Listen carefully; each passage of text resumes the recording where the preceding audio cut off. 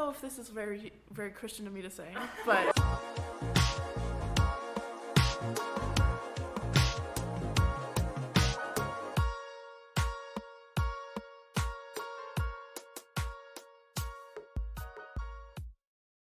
Hello and welcome everyone to another episode of the QTCast, the official podcast for the QTRL.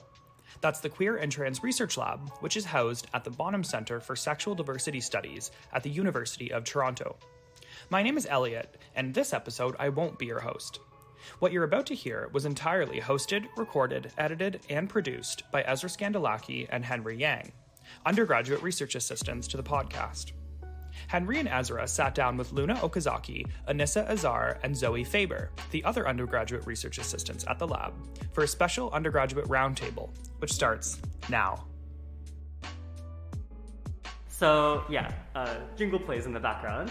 Okay, hi everyone. Welcome back to another installment of the QTCast. Today we have a very special episode because it's our undergraduate spotlight. So you'll probably notice that I'm not Elliot, I am Henry. I'm one of the undergraduate RAs at the Queer Trans Research Lab. I'm joined today by my fellow hosts. Hi, I'm Ezra. I am also an undergrad at the QTRL, and I will be hosting this episode with good friend Henry. Yeah, awesome. And obviously, an episode would not be complete without its guests. I am joined today by our three lovely other undergraduate RAs.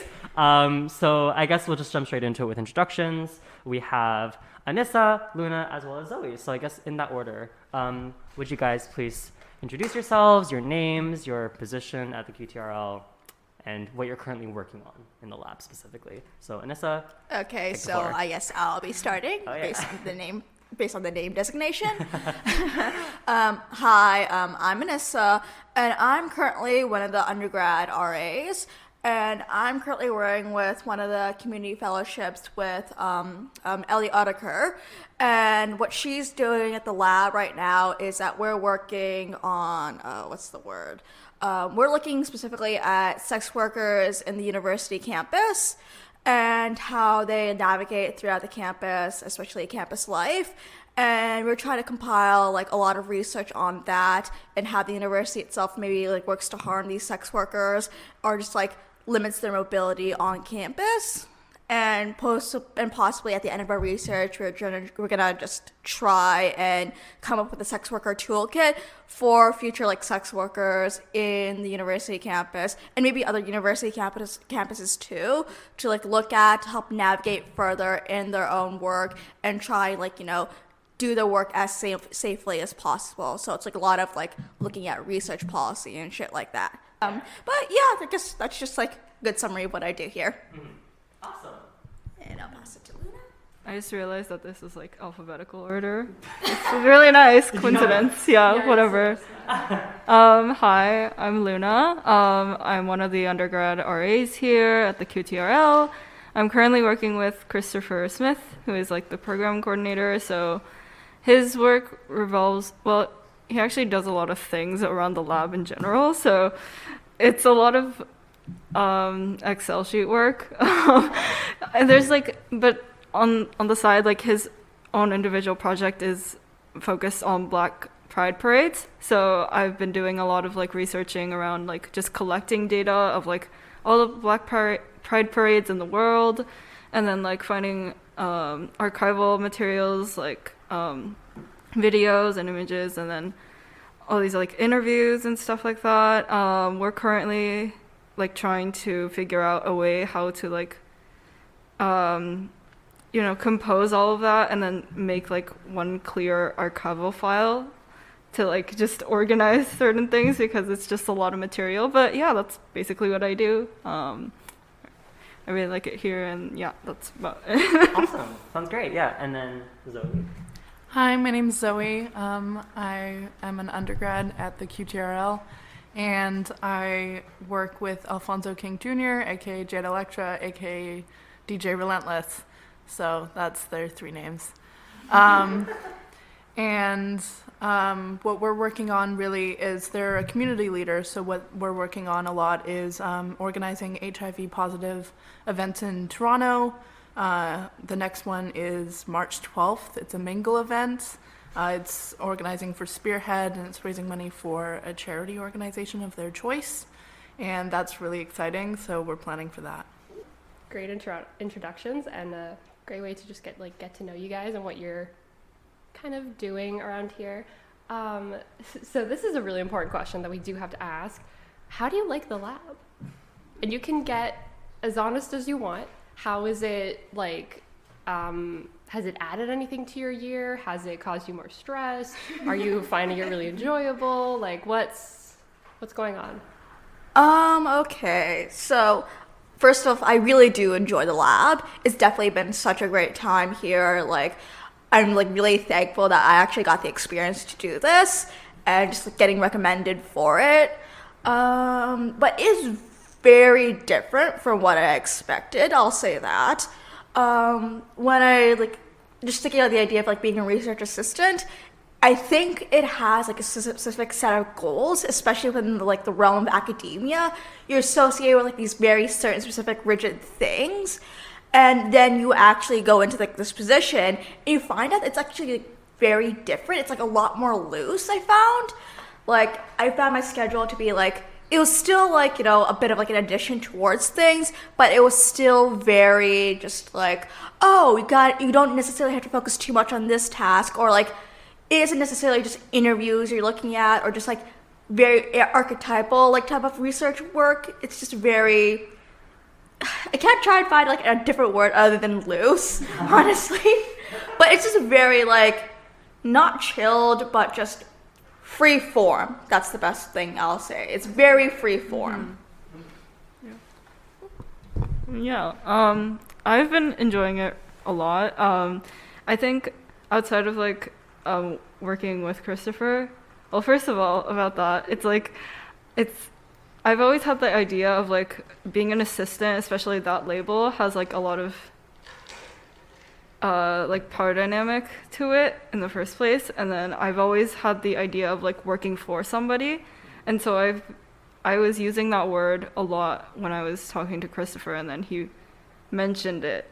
He was like, you're not working for me, you're working with me, we're in collaboration. And I think that's like something that I learned throughout just coming to QTRL and then coming to like the share and tells. It's like, oh, this is like collaborative work. It's not necessarily something that's like super appreciated in academic spaces a lot of the time. I think like a lot of the time it's like, oh, like assistants will always have dirty work and do all of like the things that people don't want to do. But I think it's such a unique experience for me, and I'm so grateful that I get to have this like I get to share a lot of like emotions and also thoughts and like it's just, yeah, I really like it, and it's very different and it's not what I expected, but I'm enjoying myself, so yeah. Personally, I'm really enjoying the lab.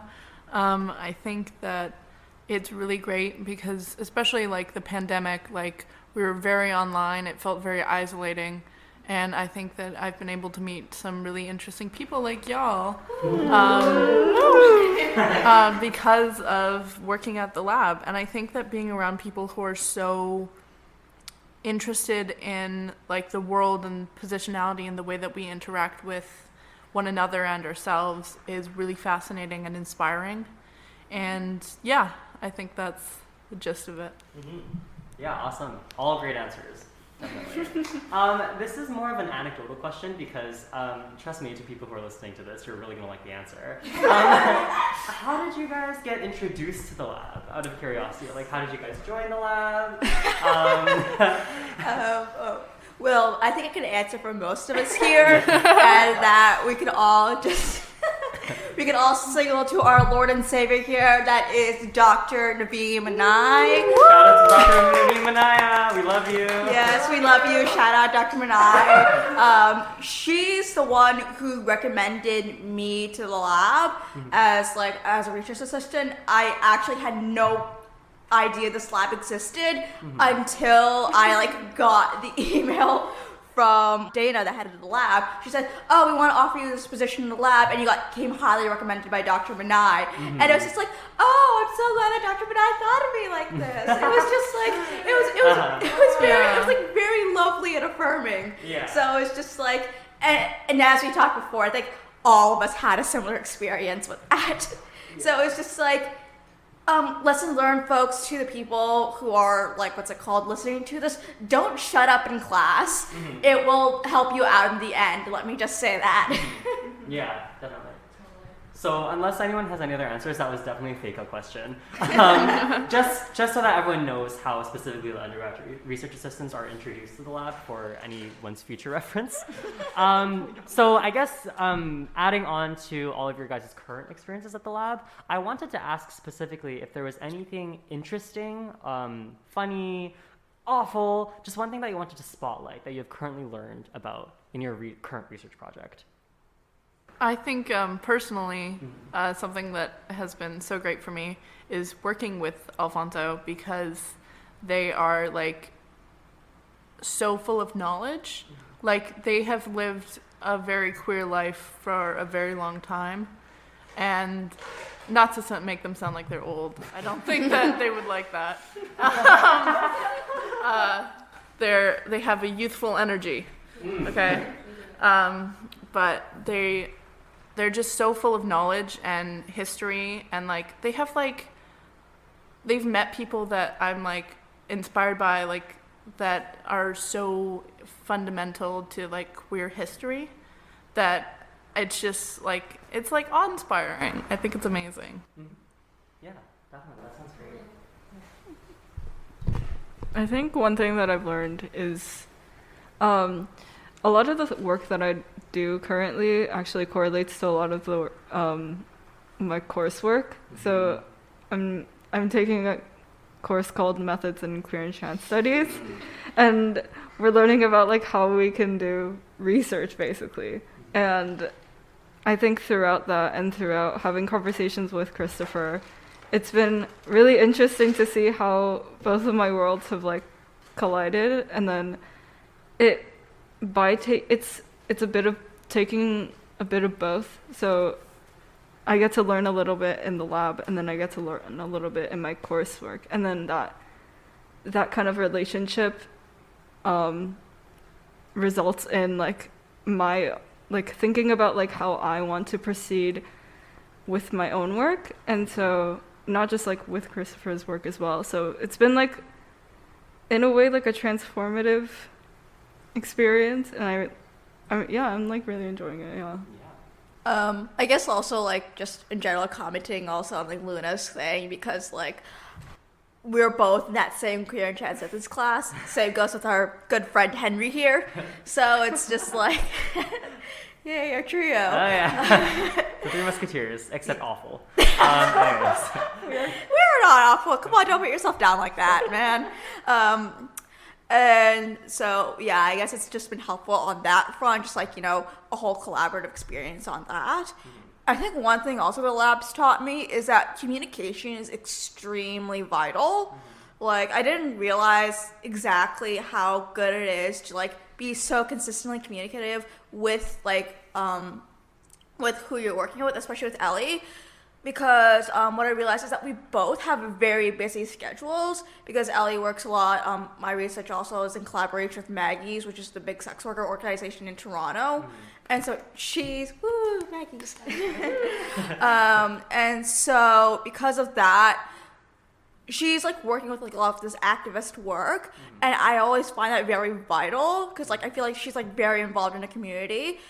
But also, it's just she's also very busy. We're both very busy. So one of our issues, I think, is trying to book time for us to communicate together one-on-one, updating on our own work. And so as a result, I realized, we got to be really communicative about what our desires, our needs are in the future, or just what do we want to plan forward, or check in with one another. And I think that's something I really valued as that, especially because I think me and Ellie are also kind of really similar in age in some sense, where it's just it doesn't really feel like there's like a very big power dynamic between us, which is something I really appreciate, especially in the context of academia where like power dynamics feel so just like evident. So it's nice to have someone who's like, I can be on a general level with them and still like have that like good communication with them. So it's like, yeah, that's just generally what I value. Definitely. Okay, well, I'm going to ask a question that sort of jumps off of what Luna talked about. So we don't have our own research positions yet, but like if you were to have like your own little like you were given, you know, the grant to do whatever you wanted, like what would you guys do? What would you guys choose to research? Yeah. And think big here, no constraints. Like let's pretend this is a hypothetical question where nothing is off the table. Go crazy. Yeah. I feel like personally, like, I think that a lot of what I think about and like my major and minor specifically, how they interact, I would love to learn more about like the impact of religion on different like in queer people, in queer like spaces, because I think that a lot of queerness is, I don't know if this is very, very Christian of me to say, but very like shame based, you know, like learning to overcome shame.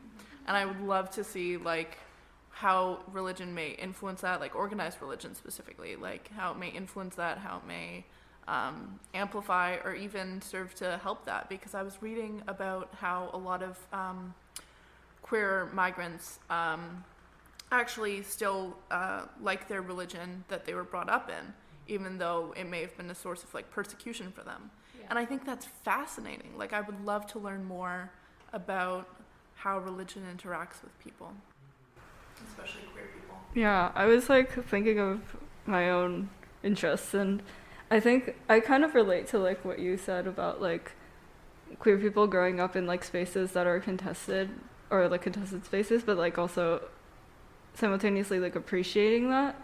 And for me personally, I grew up in, well, I'm from Japan, and I grew up in a very like in a place where queer representation for me wasn't available, especially in like mainstream media. And then there's a lot of like binary gender stereotypes, and it was really hard for me to figure out sexuality and that fluidity. But then like right now I'm in a place where I can like kind of appreciate that in a way, but like through a queer reading. And so I wanted to like, if I were to do a research program or project, it would probably be something on like Japanese media, like representation, but like through queer readings or something like that. I don't know. I don't really have like a, concrete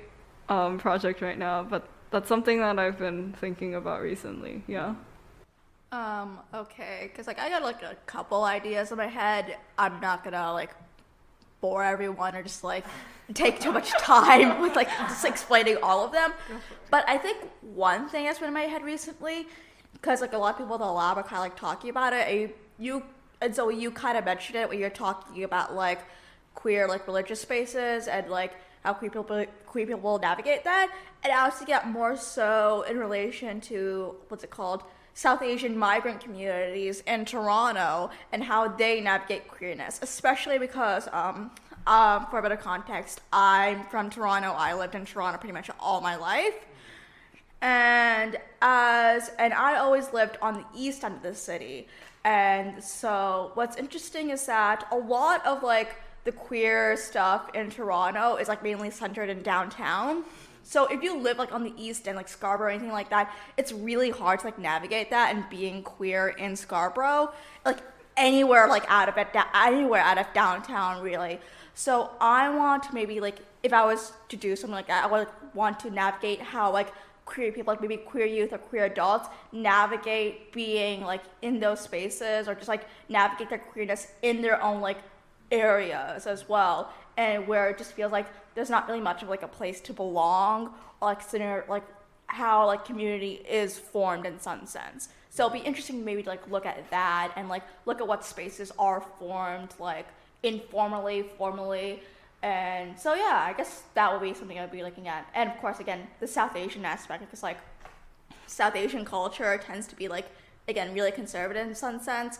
So it'll be really interesting to see how like queer people like navigate that, especially with families, because like family's such an important tie in like South Asian culture, and it's just like, how do you navigate that when it just feels like you want that tie to your family so badly, but also it's just like it feels like they don't really accept you as much. So like I think that would be just like really interesting to look at in some sense. I feel so seen by that. That is so cool, because I've thought about like also like wanting to research similar things, except like in a different cultural context. Like for me, it would be more like Middle Eastern, Mediterranean sort of thing.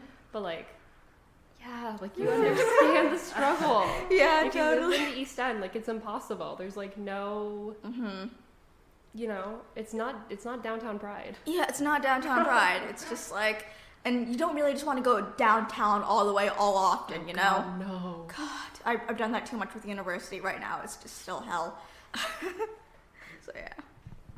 Yeah, definitely. Those are also all, by the way, like really great answers, because I know like we've all talked kind of individually about what our interests are in regards to like what we're currently studying in school and also what our personal interests are. So it's really cool to, I guess, hear what everyone's thinking about in regards to like long term, what they want to actually, I guess, academically really delve into.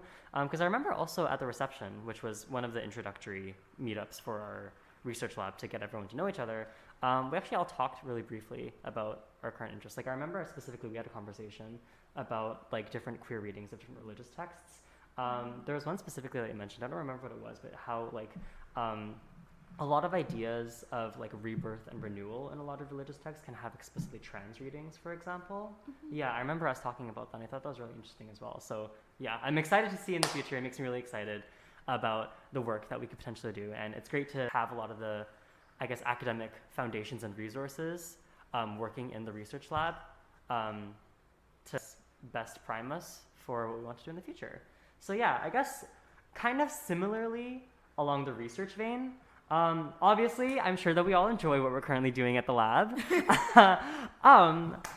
But if you could pick any of the other research projects that are currently going on within the research lab, is there anyone that you would consider like also working underneath or like also working with? Maybe from like the previous Gerontals that we've seen, or just generally from what you've heard. Think of it here. Oh yeah, it was Anna Kozak. She was telling me about her, dissertation completion thing, because like her dissertation's on queering the American autobiography, and I was really fascinated by that, because like autobiography is like such an interesting thing to me, because it's just like you're recounting your own life, but like I think also there's certain autonomy towards to like autobiographies and general mythography, because it's be like, oh, it's your own accounts, that means it's technically the most truthful account. I'm saying truth in air quotes, because like we have a tendency to fib our own lives and stuff, and also how those fibs tend to like lend themselves to like certain ideologies or just like certain like instincts we have on narrative in and of itself, and it's always interesting to examine that. And I always love like examining like autobiographies in that sense, especially like in a queer context too. Because like I think one of the ones she was mentioning was Fun Home by Alison Bechdel, which is like excellent book, but like if you're queer and listening to this, you've probably already heard of that. Not to stereotype, but you know. And so I think she said that was the one she was examining, and I was just like, oh wow, this is like seems like so interesting, meaning like queer perspectives and how like queerness is examined through the autobiography. Right. Yeah. Especially in like, because like I think with queerness as a whole, it's just like agency is kind of like not left to us in some sense. So I guess that's what makes what makes the autobiography more vital to that degree, because it's just like, you know, it's so like, it's again that level of agency that's just brought to you. It's just like, I have my narrative to say, and I'm gonna say it how I want to say it. So I think that's very fascinating. But yeah, I guess that's one of the ones. Yeah. I personally was like, when I went to T.L. Cohen's Share and Tell, I was really like, there was something that clicked inside of me, because I was going through the process of like getting accessibility services, and then that it was just like very coincidental. I don't know. I think I have like a lot of coincidental moments in my life, But like, yeah, there was something so moving about like listening to a U of T professor actually talk about going through that process and going through the stages of like not only grief but also dealing with the everyday while simultaneously dealing with your own timeline, because time doesn't move the same as like able-bodied people or like non-neurodivergent people, but like it's just, it was so fascinating to me because like I've never heard someone talk about like mental health in that regards, but it touched me in like a way that was like, I want to learn more about that. I want to like know more about that because I feel like it's just not talked about enough. And yeah, if I could like ever have like an opportunity to just like learn more about that, then that would be cool. Yeah, definitely. I feel the same way. That's the one that I was gonna talk about. Yeah. Yeah. Because like, yeah, the discussion of like PTSD and being in academia and being very neurodivergent and trying to like personally, like I have to do so many things to just like function the way a normal person does. Like it takes me like 5 steps to do something that takes someone like 1, you know? And it's so exhausting. And I think that like, especially like when you think about like, I can't remember what it's called, accessibility services. When you think about accessibility services and how limited they are and how they're really just trying to tell you to like fit in or get out, you know, they're just like a method to control the ideal student or like create one. And I think that's I think that T.L. Cohen's was really fascinating. Yeah. But everyone's is so cool and so interesting, like so unique. Like I'm constantly blown away by how I'm like, no one has ever studied this the way that you have. Yeah. Like this is so unique. Definitely. I specifically really get what you're saying. I thought what you mentioned in regards to how accessibility services, really a lot of their methods are just ways of, I guess, like priming the ideal student. That was really generative to me because I think T.L. Cohen also, Professor T.L. Cohen, also echoed a lot of similar sentiments, and that I think rather than accessibility services acknowledging that there are different learning styles, the different methods and I guess accommodations that they do give you don't necessarily fit into your specific learning style. Rather, they're more so methods of you fitting into already kind of like the already kind of like etched in grooves of what is expected for learning habits of students, if that makes any sense, which isn't an effective way of going about diverse learning styles.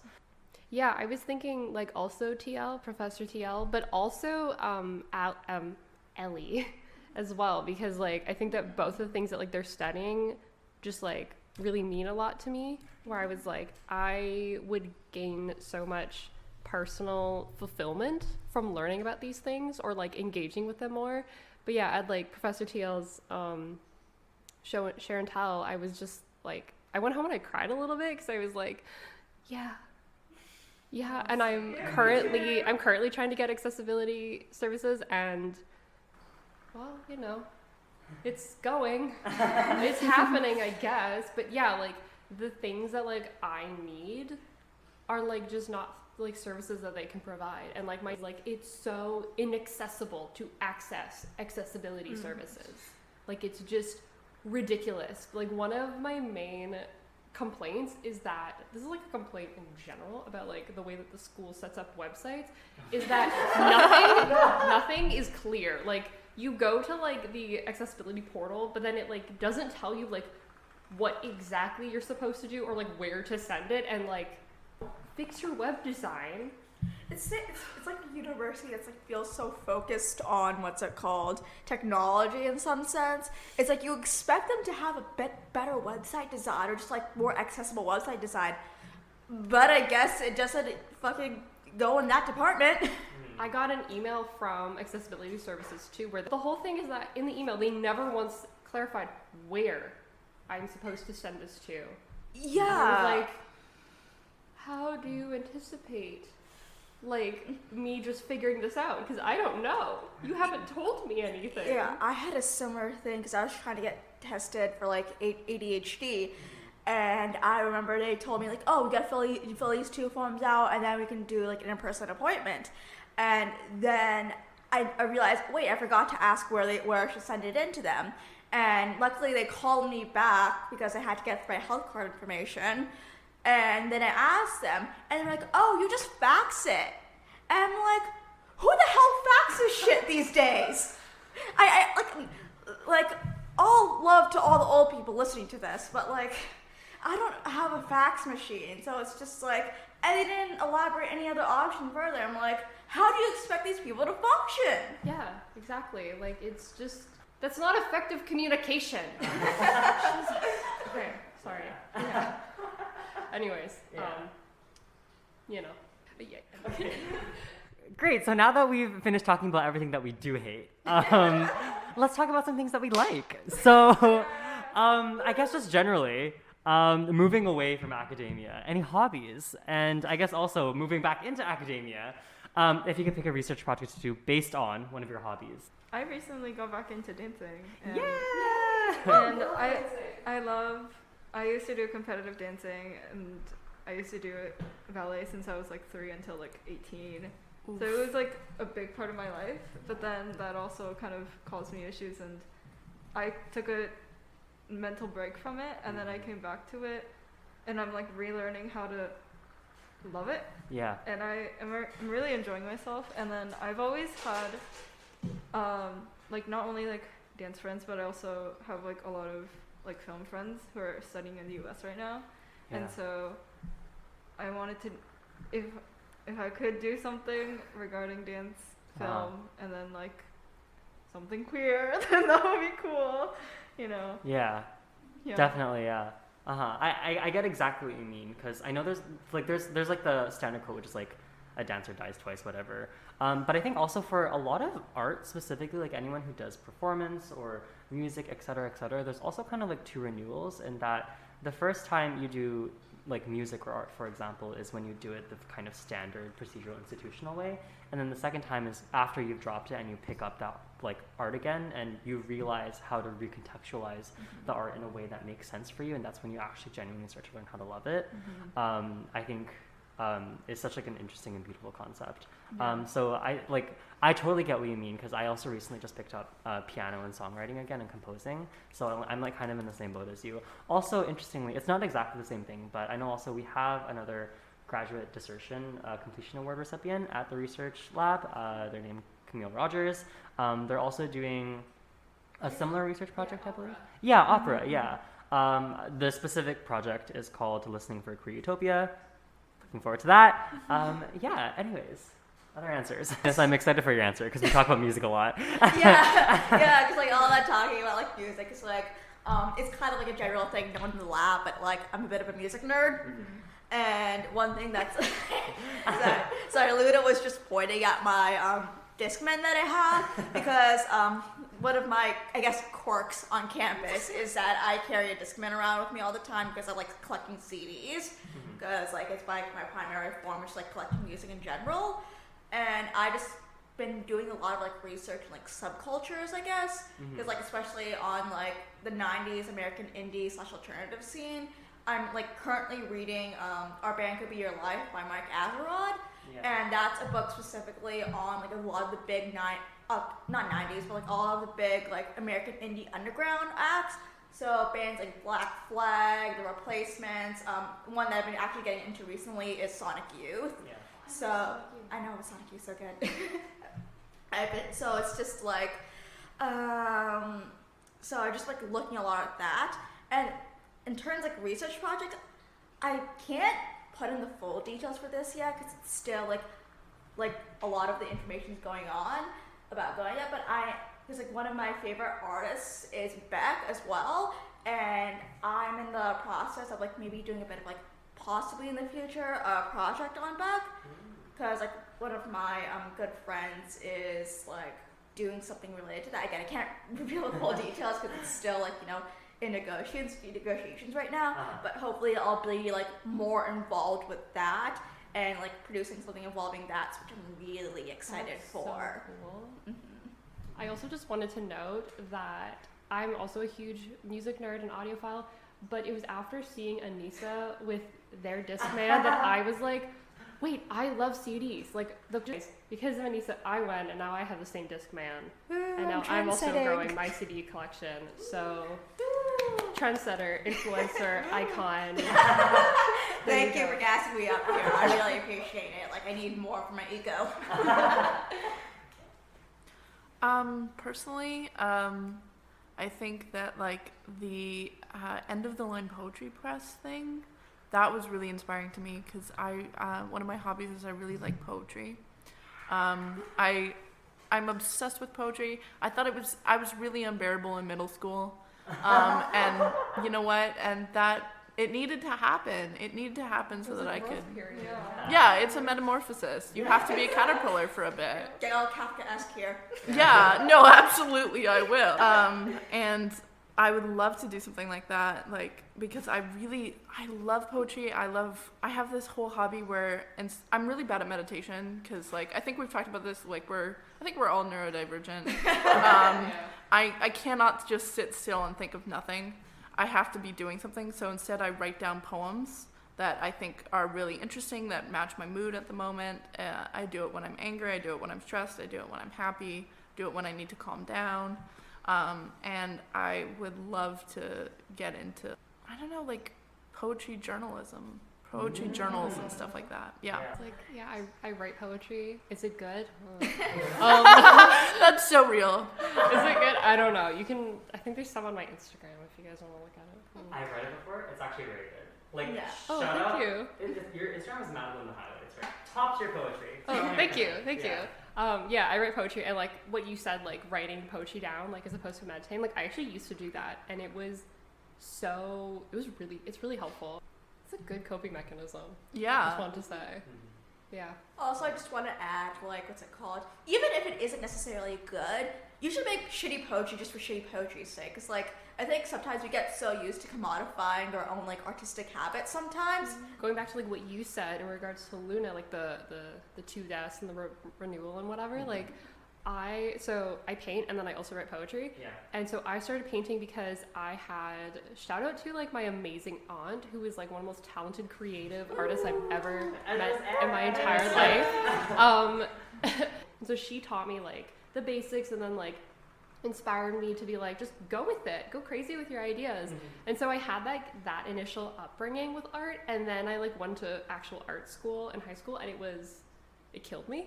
Like that was when my death happened, and then I stopped doing art for like the longest time, and then like only within the last like 2-3 years I'm like, I'm actually gonna like pick it up again, and now I'm like, what's my style, blah blah whatever. And then like same with like poetry, like for me it's always been like I write the poem because I'm like in the moment, like panicking or just like really thinking about something, and I'm like writing it, and then I'm fine. Like I'll literally write down like about a traumatic experience, and then I'm like, into the void, send it off. And I'll post on Instagram. People are like, oh my God, are you okay? I'm like, oh yeah, no, I'm actually fine now. Like that was why I'm fine. And then the same with like the painting. Like I'll paint the thing and people are like, this is disturbing. Are you okay? And I'm like, yes, actually. Now I'm okay. Yeah. But yeah, I thought that's interesting. Yeah. I used to feel so limited by like, especially people hate upsetting things. Yeah. Like I think people just like, there's that lame quote that's like art is meant to like comfort the disturbed and disturb the comfortable. Yeah. I know it's corny, and I think it's really true. But people hate to see it, and like I used to create a lot more disturbing art, and then people hated it, so I got into like landscapes. Like, you know what I mean? Like I was just like that was a death for me. Like I was like really into landscapes. What is that? I did nothing there. Like I think that learning to reclaim like your own creativity for your own use and your own purposes is really powerful. Yeah, definitely. To end off our episode today, we just wanted to ask if you had anything that you'd wanted to tell someone who is currently outside of the Queer Trans Research Lab, or I guess just this general SDS community. Do you have any advice for joining the QTRL? or just generally speaking, anything that you'd want to, I guess, like advertise. So like, hey, come join us, I guess, sort of along those lines, yeah. Talk to Dr. Minai. Yeah, Yeah, no, but that truly is the most helpful tip that no, you could yeah, give. but in all seriousness, take an SDS course, enjoy it, Yeah. do the readings, but they're fun. Mm-hmm. So, one thing about like SDS is like there's no pressure. There's no like weird pressure into doing like good. And I have like a couple of STEM friends, and they all talk about like really rigorous testings and stuff like that. But like there's no like. It's Henry. I'm so sorry. No, but, like, For context, I'm a biochem kid. I'm very sorry. no, So our sympathies. yeah, our sympathy. It's like the first time I've ever been like, oh, this is like, I can do this for fun. Mm-hmm. And not have to worry about like, oh, like what am I gonna do about like this like essay, or what am I gonna do about this like grade? Like I don't, it's the first time where I didn't really need to care. So if you really like SDS, you might enjoy the lab as well. Yeah. I don't know. No, yeah, definitely echo what you said in regards to taking an SDS course. I think regardless of what discipline you come from, it's always a good idea to take at least one in your undergraduate career. I'm saying this as a second year, like, take what I'm saying with a grain of salt. But I mean, like, I think the great thing about this department is that the classes are incredibly generative and perspective building. And you learn so much about specifically, like it really elucidates your specific positionality in the world and the way you interact with other communities, which is something that I think really not a lot of other disciplines can do, especially because like even other humanities courses, because I think a lot of them not necessarily fall victim, but they tend to choose a form of academic disciplinary measure that specifically focuses on kind of trying to find pattern and generalization within a lot of what they study and practice. And the great thing about sexual diversity studies and women and gender studies, et cetera, is that they break that notion intrinsically. The point of SDS is to disregard this notion of right or wrong and binary. And that is what I think makes it so interesting and relevant to everyone. Because at the end of the day, very few people fall within that binary, whether we like to admit it or not. And it's not like one of those like lame things. Like, again, I'm a biochem kid. It's not the same thing as like, oh, biology affects all of us, therefore you should care about this biology course. Like, it impacts specifically like your identity and like the way you interact with the world, and that's why I think it's so generative. Yeah, But it's really like self-reflective. yeah, it's very self-reflective. It's I very agree. like therapeutic sometimes. Yeah, I agree. Also, like you learn so much about yourself specifically doing these courses. I'm like, wow, I never Yeah. thought about myself like this. Yeah, And even when sometimes you're it hurts. mm-hmm. But Yes, like, but isn't- Yeah. You know, yeah. it hurts, but we go through it, and then we're like, you know what? I'm so glad I did it. Yeah, exactly. And it's even when you're not just learning about like communities that you're specifically situated in. Like I feel like even learning about other communities, like for example, like we're taking a queer and trans research methods class, for example, and it's really interesting to see how a lot of different types of research methods, while obviously sometimes being specific to other communities, also can be widely applicable to many other groups as well. So yeah. Anyone else? Yeah, I think especially like if you're interested in like thinking about how you interact with the world and how the world interacts with you, and if you're interested in like learning more about yourself and everyone around you, and like if you have a curiosity about the world, you'll fit in, Yeah. you know? And I think that everyone does, whether or not they're aware of it. So, yeah. I guess if I have any advice, like, definitely, like, take SDS also for, like, that world building, but also take it just to have a sense of community. Yeah. Because one thing Yeah. one thing that's very nice about SDS I found is that it tends to be, like, it's a very close-knit group, because, like, usually whenever I take a course in SDS, it's just like, oh, yeah, I know this kid from this class, and I know this kid, too. It's kind of like the same similar groups of people. So it's just like very nice, and just like that building of like a sort of kinship, which is hard to find in academia a lot of the time, especially at UFT, because like I've been here for like 3 years now, and it's been so hard to just kind of find friends here in some sense. And that's one thing I really appreciate about the lab. It's just like, because I'm seeing so many of you so consistently, it just feels like I'm like developing a nice friend group here, just a nice sense of like kinship just in general.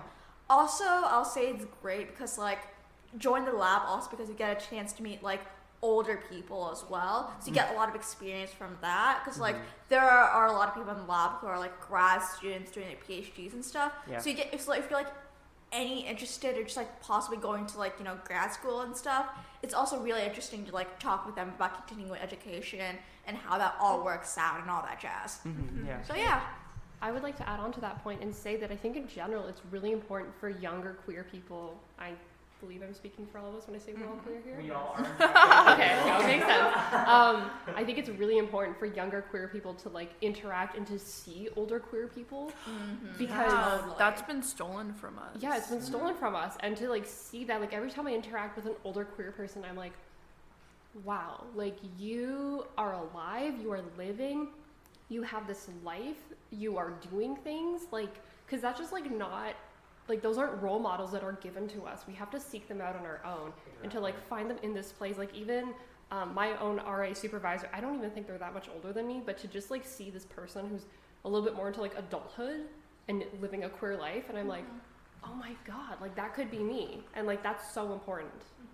Yeah, that's my bit. No, yeah, I definitely agree with what you're saying because it also reminds me of what we were learning about in a lot of our STS courses in regards to like the politics of invisibility and how a lot of communities a lot of the times tend to avoid leaving traces of themselves in history because that's another piece of evidence that institutions can use to find you and that can be unsafe, right?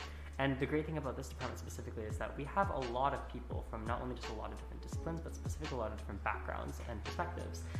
Perspectives specifically that you a lot of the times can't find easily within academic archive, medical archive, et cetera, which is why it's such a valuable opportunity getting to interact with these people on a daily basis.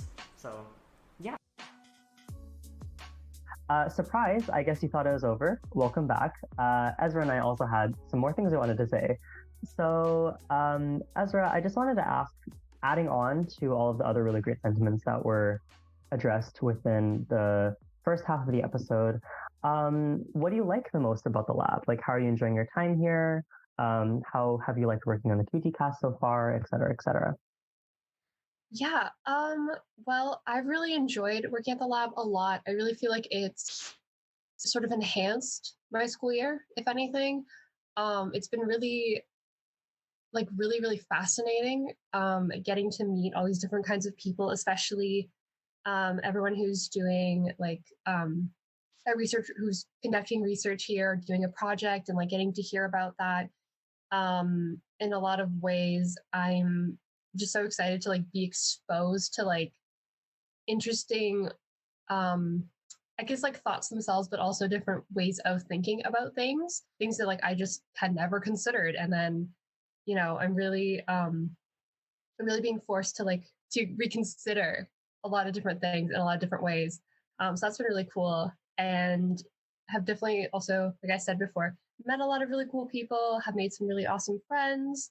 And I'd say overall, yeah, like I said initially, totally a huge enhancement to my year. And working on the podcast has been super cool, actually. I think that working on the podcast has given me an interesting up close approach to a lot of the people doing research, because I really get to hear from them in a more personal manner, or yeah, a bit more personal, informal, sort of get like a bit more close and almost ask more about like behind the scenes and such. So that's been really awesome. And then also just like learning, like, how does a podcast work? How do you edit audio? What goes into all of that? That's also been super cool to learn. Yeah, I mean, how do you like the lab? Mm-hmm. Yeah, actually, yeah, before I jump into how I felt, I actually really want to agree in regards to like it actually like really enhancing my school year. I was like moving into this, this year I'm doing methods in queer and trans research methods, or sorry, studies in queer and trans research methods class with Professor Manaya. And one of the main topics within that course obviously is like around this idea of like qualitative research method, and interview as like a research method falls under that category, along with like cross-sectional studies and stuff like that. So it was actually really interesting getting to work with that interview method, like hands-on. It really helped, I guess, elucidate like the role of, I guess, quote unquote, subjective experience in research, because coming from someone who's like from a STEM background, it's not something, I feel like it's something that's like greatly underused or underappreciated within the scientific method. And it's been a really eye-opening experience, I would say, working with something that is pretty off the beaten path for me, I'd say. I'd also want to echo what you said as well in regards to like getting to hear from a lot of different perspectives from around the lab. I think that specifically the two of us are actually really privileged in that while everyone else in the lab is kind of forced to focus on one specific research project, we have the opportunity to sort of like sample all of the different really wonderful research endeavors that are happening all around the lab. And I think it makes for a really holistic and also interesting experience because like my brain personally, I like moving around a lot in regards to like what I'm thinking about. And I think working on the QTCast kind of fits that for me perfectly. I get to, research one of our guests pretty in depth, and then I move on to another one every time we have a new episode. And yeah, overall, it's just been very, very generative and fascinating. Just given the fact that I'm also pretty interested in what everyone else is doing in the lab as well. And it also should go without saying that, like, I have a bit of an IT background, so I actually really like working with sound, and doing all of the fun like clerical things that come with interview, as well as specifically with podcasting. So yeah, also of course, really big shout out to our wonderful, I guess you could say supervisor, Elliot, who's been, absolutely instrumental in helping us this entire time. Thank you, Elliot. Yeah, absolutely. Yeah. Yeah. So the next question is, I think a little bit hard to answer, but super fun. So given that, we are just research assistants, we don't have our own positions yet being the important keynote word here, what would you be interested in working on outside of the lab? Like no constraints, think big. So for me, the reason why I joined the Sexual Diversity Studies department was because I'm specifically really interested in masculinity studies, specifically within East Asia. So I'm really interested, firstly, in looking at the relationality between many different East Asian cultures. I'm also interested in how like East Asian masculinities is specifically contextualized within media studies. So that's looking at different like academic as well as mainstream sources that depict things like, fragile scholars, the rise of BL within the East Asian geography, I guess, if you want to call it that. The difference in how we perceive star bodies within East Asian culture versus, I guess if you want to call it quote unquote Western culture.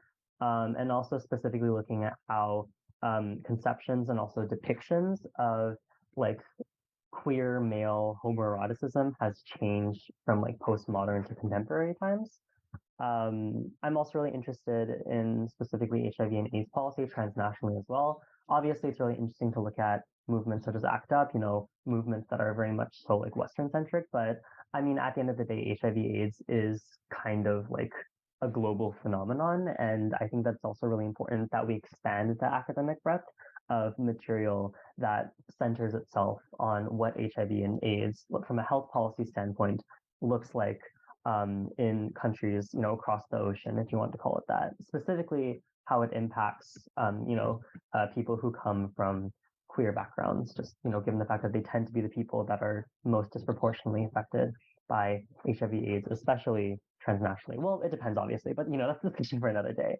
How about you, actually? Because we've actually had a lot of discussions in the past about what you're interested in, but I think it'd be really interesting for you to like really spotlight right now. Yeah. Oh my gosh. I was like trying to think like while you're talking. By the way, I do think that the topic of masculinity is so interesting and hardly really discussed and like really delved into. But I do think like I'm personally just really interested in masculinity as a topic because I feel like there's so much that we could know or that we could talk about, but we don't. So really, really cool research topic, I think, that you've chosen. I think, I guess in a similarly sort of related vein, part of what really captured my interest with SGS was looking more into like things related to like my culture, or at least the cultures that I grew up with and came from, much of which is like Balkan or Mediterranean, if you will.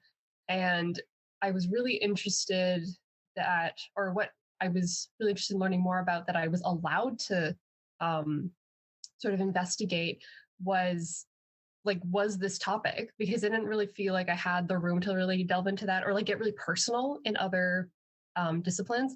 But I've been really interested in understanding, I guess you could say that this is heteropatriarchy actually, and just like how the patriarchy as a whole like functions in and specifically Roma culture, but also like I'm from this tiny island called Crete. Many people have probably heard of it. Many people have probably been there on vacation.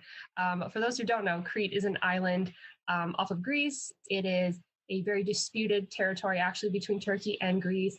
And it's this very interesting island with a different dialect of Greek spoken, as well as like different ethnic and cultural populations going about. It's just a very interesting place.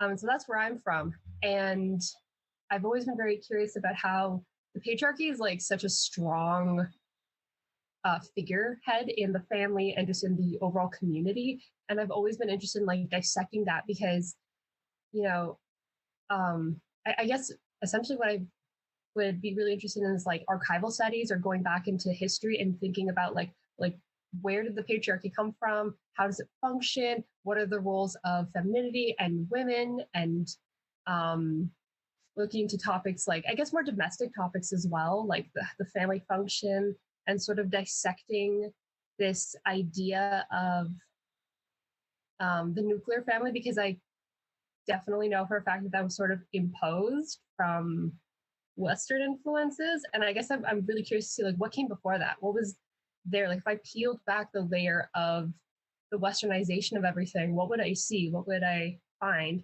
And then like similarly, going off of that, what about sexuality? What about sex, like as a whole? Like how is that dealt with? How is that talked about? Is it allowed? Is it not? Or I mean, is sex allowed? Of course it's probably allowed, but you know, what are the customs? What are the beliefs? What are the values? Do we believe in concepts like virginity? What constitutes virginity? How important it is that a bride be a virgin?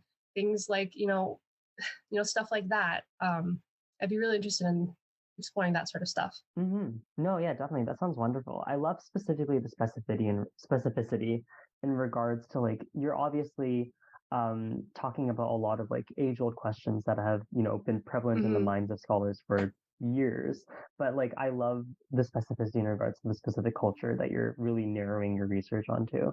So yeah, sounds really interesting. I guess rounding off our like a mini segment for our two hosts who really want to hog up time. Any advice for anyone who's like outside of the QTRL, or people who are potentially looking to join the QTRL, whether that be as an undergraduate research assistant or something else? Okay, well, I'm going to echo what some of the other guests had already previously said, which is talk to Dr. Naveen Manai. Very, very lovely person, brilliant, super intelligent professor. If you've ever attended any of their lectures, you will be really captured by how eloquent their words are. And this is coming from someone who's not very eloquent when they speak.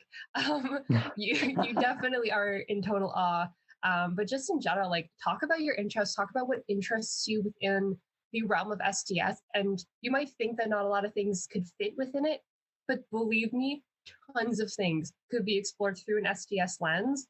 And it is so cool, so interesting, but like be open about like what you're excited about, what you're enthusiastic about. It will totally lead to interesting opportunities and you will definitely have a great time. Do you have any advice for anyone outside of the QTRL or outside of STS that you would like to share? Yeah, definitely. Okay, cool. I would say, again, first, okay, so actually, I want to echo two words that our director, Dana, always says in regards to what she would say to people who are looking at the STS faculty, which is join us. I mean, it's a very welcoming faculty. The people who you work with and also people that you study alongside are some of the most like kind-hearted and intelligent people that you'll find at the university, I'm sure. And it also should go without saying that, I mean, contrary to like a lot of other fields that tend to be a little bit elitist, I guess you could say, or just given the fact that there's so many people that are trying to get into like certain STEM fields, for example, where they're kind of forced to call the field, if that makes any sense. Yeah. STS, we're a relatively small faculty, and also we prize and like seek the perspectives of diverse people because that's literally what we study. And so it should go without saying that regardless of what your background is, where you come from, and what you believe in, your perspective will be valued and recognized, whether you're doing like a course, whether you're doing research in the faculty, et cetera, et cetera. And it should also go without saying that SDS is a very interdisciplinary field. Yeah. Like you have people who are again researching things that like Ezra and I are interested in, which obviously concern things like East Asian studies, Balkan studies, et cetera, et cetera. But then you also have people who are doing studies in political science, philosophy, health studies, et cetera, et cetera. And the list keeps on going. There really is like so many different applications for so many different fields. Without a doubt, you will be able to find your niche in this department. And I think that's largely what the beauty of the department is, like just truly how, I guess, academically flexible it is. So yeah. Definitely. Woo! And then ending jingle plays. Yay! Yay!